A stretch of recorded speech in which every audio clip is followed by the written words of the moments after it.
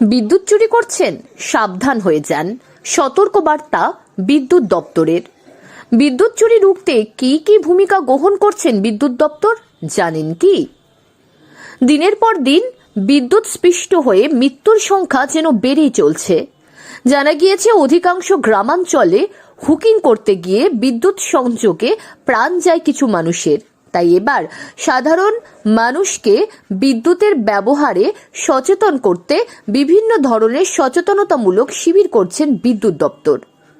এদিন West Bengal state electricity ডিস্ট্রিবিউশনের অধীনে কর্মরত বিদ্যুৎ কর্মীরা 53তম জাতীয় সুরক্ষা সপ্তাহ পালন করলেন এই সচেতনতা শিবিরের মাধ্যমে। বর্মন রিজনাল ম্যানেজার আমাদের ওই সারা দেশ জুড়ে যে আমাদের ওই আপনার সেফটি উইক যে পালিত হচ্ছে, সেটাও আমরা নিরাপত্তা সেফটি যে পালিত হচ্ছে, ওটা আমরা এখানে আমাদের বিদ্যুৎ দপ্তর থেকে আমরা পালন করছি।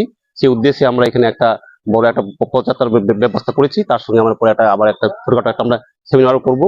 তাতে আমাদের উদ্দেশ্য হচ্ছে সমস্ত আমাদের বিদ্যুৎ গ্রাহক যাদের তাদেরকে মানে সচেতন করা, আমাদের বিদ্যুৎ নিরাপত্তা নিয়মকানুন যে সমস্ত আছে সেগুলো তাদেরকে একটু জানানো যে আপনারা এইসব আপনার বিদ্যুৎ ব্যবহার করার আগে আমাদের যে নিরাপত্তা নিয়মগুলো আছে সেগুলো আপনারা কঠোরভাবে পালন করবেন। না হলে এই যে আমাদের সবচেয়ে অযাচিত যেটা ঘটনা ঘটে, অ্যাক্সিডেন্ট দুর্ঘটনা, তাতে একটা মানুষের প্রাণ চলে যায়।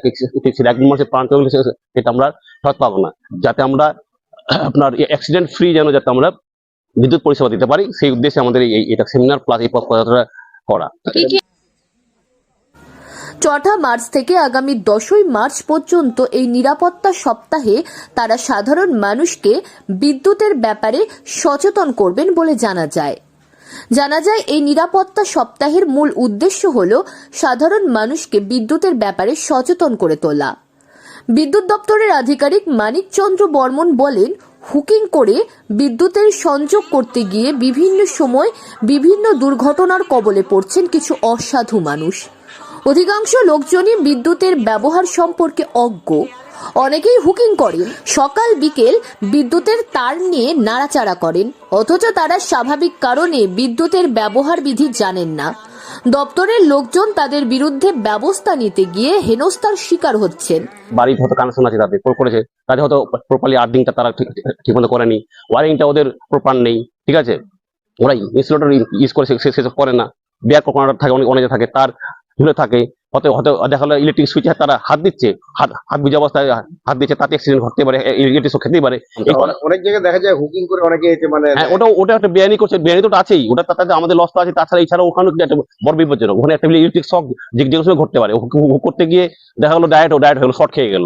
তাই বিদ্যুৎ গ্রাহকদের সচেতন করতে কালিয়াগঞ্জ শহরের পথে নেমে সাধারণ মানুষদের বিদ্যুৎ থেকে কিভাবে নিরাপদে থাকতে হবে সে ব্যাপারে তারা সচেতনতা জারি করছেন। বিদ্যুৎ দপ্তরের লোকজন এলাকায় স্কুল পড়ুয়াদের নিয়ে সচেতনতা শিবিরও করছেন। এই নিরাপত্তা সপ্তাহ জুড়েই চলবে এই সচেতনতা শিবির। আগামী দিনে যাতে হুকিং করতে গিয়ে কোনো মানুষের প্রাণ না যায় সেই চেষ্টায় চালাচ্ছেন বিদ্যুৎ দপ্তরের কর্মীরা। উত্তর দিনাজপুর থেকে পিয়া গুপ্তার রিপোর্ট, লোকাল 18 বাংলা।